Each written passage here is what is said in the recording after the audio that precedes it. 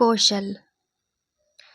पंडित बलराम शास्त्री की धर्मपत्नी माया को बहुत दिनों से एक हार की लालसा थी और वह सैकड़ों ही बार पंडित जी से उसके लिए आग्रह कर चुकी थी, किंतु पंडित जी हीला हवाला करते रहते थे। ये तो साफ साफ न कहते थे कि मेरे पास रुपए नहीं है। इनसे उनके पराक्रम में बट्टा लगता था। तर्कनाओं की शरण लिया करते थे। गहनों से कुछ लाभ नहीं, एक तो धातु अच्छी नहीं मिलती जो उस पर सोनार रुपए के 8-8 आने कर देते हैं। और सबसे बड़ी बात यह है कि घर में गहने रखना चोरों को न्योता देना है। घड़ी भर श्रृंगार के लिए इतनी विपत्ति सिर पर लेना मूर्खों का काम है। बेचारी माया तर्क शास्त्र न पढ़ी थी, इन युक्तियों के सामने निरुत्तर हो जाती थी। पड़ोसिनों को देख देख कर उसका जी ललचा करता था, पर दुख किससे कहे। यदि पंडित जी ज्यादा मेहनत करने के योग्य होते तो ये मुश्किल आसान हो जाती, पर वे आलसी जीव थे। अधिकांश समय भोजन और विश्राम में व्यतीत किया करते थे। पत्नी जी की कटुक्तियां सुननी मंजूर थी, लेकिन निद्रा की मात्रा में कमी न कर सकते थे। एक दिन पंडित जी पाठशाला से आए तो देखा कि माया के गले में सोने का हार विराज रहा है। हार की चमक से उसकी मुख ज्योति चमक उठी। उन्होंने उसे कभी इतनी सुंदर न समझा था। पूछा, ये हार किसका है? माया बोली, पड़ोस में जो बाबूजी रहते हैं उन्हीं की स्त्री का है। आज उनसे मिलने गई थी, ये हार देखा, बहुत पसंद आया, तुम्हें दिखाने के लिए पहनकर चली आई। बस ऐसा ही एक हार मुझे बनवा दो। पंडित, दूसरे की चीज नाहक मांग लाई, कहीं चोरी हो जाए तो हार तो बनवाना ही पड़े, ऊपर से बदनामी भी हो। माया, मैं तो ऐसा ही हार लूंगी, 20 तोले का है। पंडित, फिर वही जिद। माया, जब सभी पहनती हैं तो मैं ही क्यों ना पहनो। पंडित, सब कुएं में गिर पड़े तो तुम भी कुएं में गिर पड़ोगी, सोचो तो। इस वक्त इस हार के बनवाने में 600 रुपये लगेंगे। अगर 1 रुपये प्रति सैकड़ा ब्याज रख लिया जाए तो वर्ष में 600 रुपये के लगभग 1000 रुपये हो जाएंगे। लेकिन 5 वर्ष में तुम्हारा हार मुश्किल से 300 रुपये का रह जाएगा। इतना बड़ा नुकसान उठाकर हार पहनने से क्या सुख। इस हार को वापस कर दो, भोजन करो और आराम से पड़ी रहो। ये कहते हुए पंडित जी बाहर चले गए। रात को एकाएक माया ने शोर मचाकर कहा, चोर चोर, हाय घर में चोर, मुझे घसीटे लिए जाते हैं। पंडित जी हक बकाकर उठे और बोले, कहाँ कहाँ, दौड़ो दौड़ो। माया, मेरी कोठरी में गया है, मैंने उसकी परछाई देखी। पंडित, लालटेन लाओ, जरा मेरी लकड़ी उठा लेना।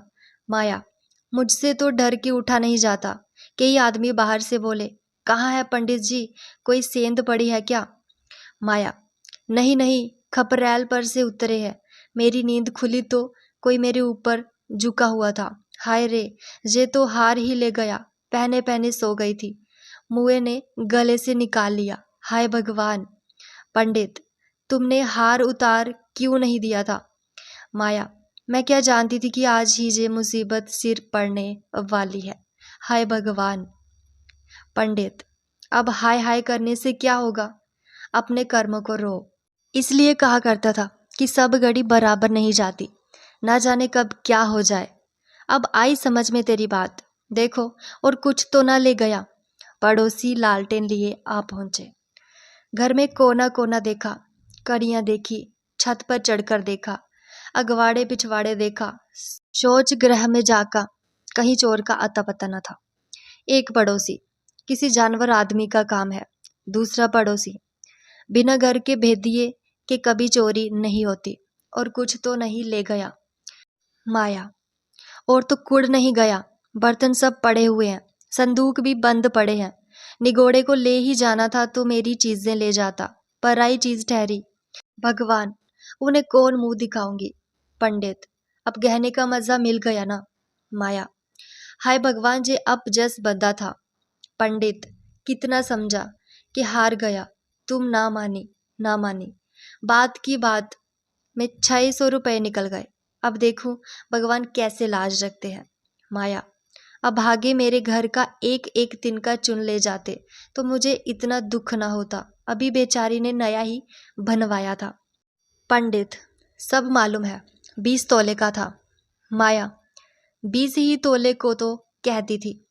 पंडित, बदिया बैठ गई और क्या। माया, कह दूंगी घर में चोरी हो गई, क्या लेगी। अब उनके लिए कोई चोरी थोड़ी ही करने जाएगा। पंडित, तुम्हारे घर से चीज गई, तुम्हें देनी पड़ेगी। उन्हें इससे क्या प्रयोजन कि चोर ले गया या तुमने उठाकर रख लिया, पतिएगी ही नहीं। माया, तो इतने रुपए कहाँ से आएंगे। पंडित, कहीं न कहीं से तो आएंगे ही, नहीं तो लाज कैसे रहेगी। मगर की तुमने बहुत बड़ी भूल। माया, भगवान से मंगनी की चीज भी न देखी गई, मुझे काल ने घेरा था, नहीं तो इस घड़ी भर गले में डाल लेने से ऐसा कौन सा बड़ा सुख मिल गया। मैं हूं ही अभागिनी। पंडित, अब पछताने और अपने को कोसने से क्या फायदा। चुप होके बैठो।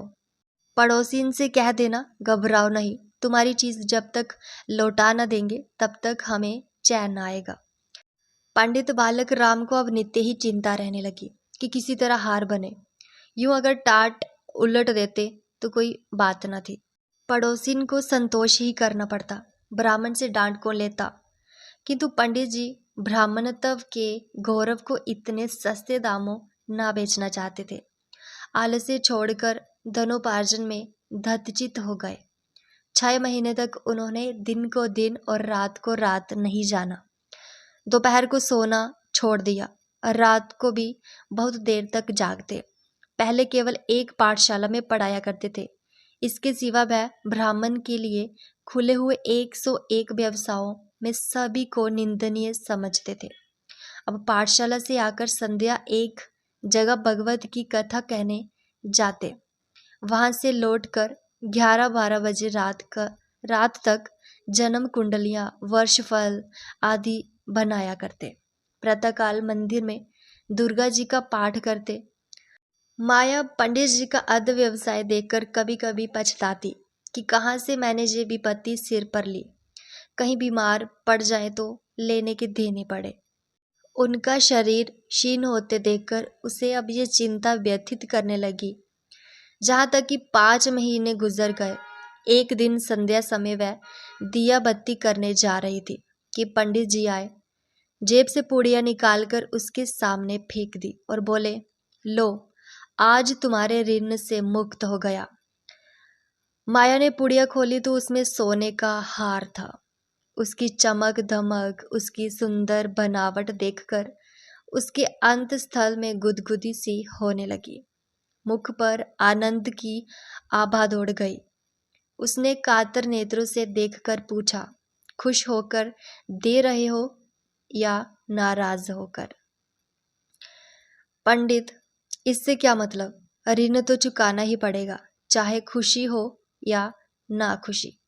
माया, ये ऋण नहीं है। पंडित, और क्या है, बदला सही। माया, बदला भी नहीं है। पंडित, फिर क्या है। माया, तुम्हारी निशानी। पंडित, तो क्या ऋण के लिए कोई दूसरा हार बनवाना पड़ेगा। माया, नहीं नहीं, वह हार चोरी नहीं गया था, मैंने झूठ मूठ शोर मचाया था। पंडित, सच। माया, हाँ सच कहती हूँ। पंडित, मेरी कसम। माया, तुम्हारे चरण छूकर कहती हूँ। पंडित, तो तुमने मुझसे कौशल किया था। माया, हाँ। पंडित, तुम्हें मालूम है तुम्हारे कौशल का मुझे क्या मूल्य देना पड़ा। माया, क्या 600 रुपये से ऊपर। पंडित, बहुत ऊपर। इसके लिए मुझे अपने आत्म स्वातंत्र्य को बलिदान करना पड़ा। तो दोस्तों, कैसी लगी आपको ये छोटी सी कहानी। और ऐसे ही और वीडियोस के लिए चैनल को सब्सक्राइब भी ज़रूर करें। धन्यवाद।